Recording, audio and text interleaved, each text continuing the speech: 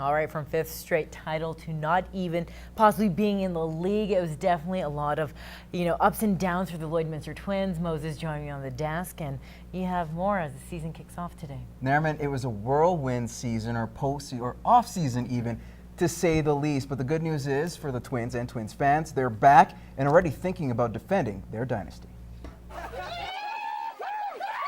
Champagne showers, the sign of a championship. The Lloydminster Twins won their fifth straight North Saskatchewan River Baseball League title last year. Now, they are the most decorated team in the league, but this year's season was almost dashed as they found it hard to fill the 20-man roster. We've had guys on the team getting a little older and everyone's been getting busier.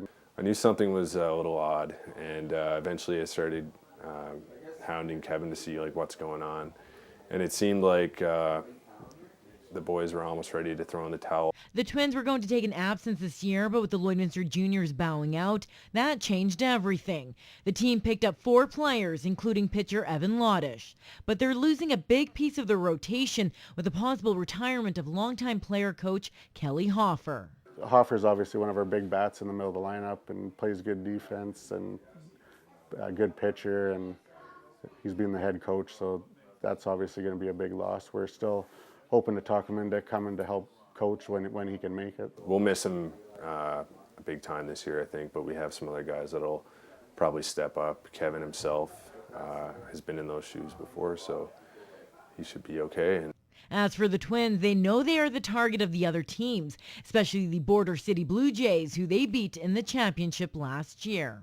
And we definitely get up to always play them because we know how bad they want us, and so we look forward to beating them. I'd like to stick it to the Jays again this year, personally. They're a really good team, and I think this year they're going to have an even better team. Nara Manisa, Newcap Sports. All right, to the NSRBL season. It begins tonight. Of course, the teams have started off, the Border City Blue Jays and the Midwest Expos. First pitch scheduled for 6:30 at Legion Ballpark.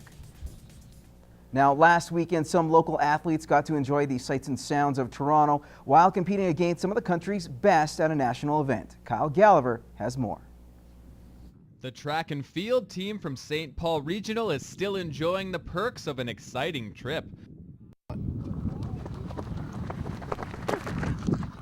The girls were in Canada's biggest city last weekend for a national track meet, and they've got the footwear to prove it. And they kind of dressed up the locker room for our school, and then they had name tags for all the athletes, and then all the gear that they received from Nike was a real treat.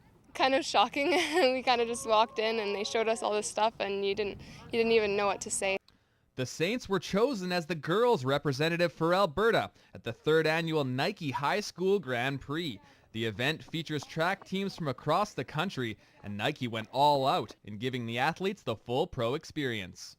There's just the little things like walking the kids out to the event, or introducing them on the big screen, and then knowing that all the parents back home were seeing the same thing that we were seeing on the big screen was just amazing. St. Paul finished 4th out of 12 teams overall, an impressive feat for a town of just under 6,000 people. I think the team did awesome. I think the girls came out and performed their best, and we tried our best, and I think we just had great success. Speaking with one coach, they had their track team has 240 athletes, and our school has 375 students. So, yeah, we did really well considering we were a small school competing against some giants. The actual event was held on the Friday, giving participants a few days to enjoy everything Toronto has to offer. It included a trip to the CN Tower and taking in a Blue Jays game with other teams from the Grand Prix. For some of the girls, they had never been to a game, so we all got our own cap. It was awesome. There was a lot of yelling with all the different teams there and a lot of cheering, and yeah, it was really cool to see that. The team will now turn its attention to the Alberta track and field schedule, which kicks off on Wednesday. Kyle Gallagher, Newcap Sports.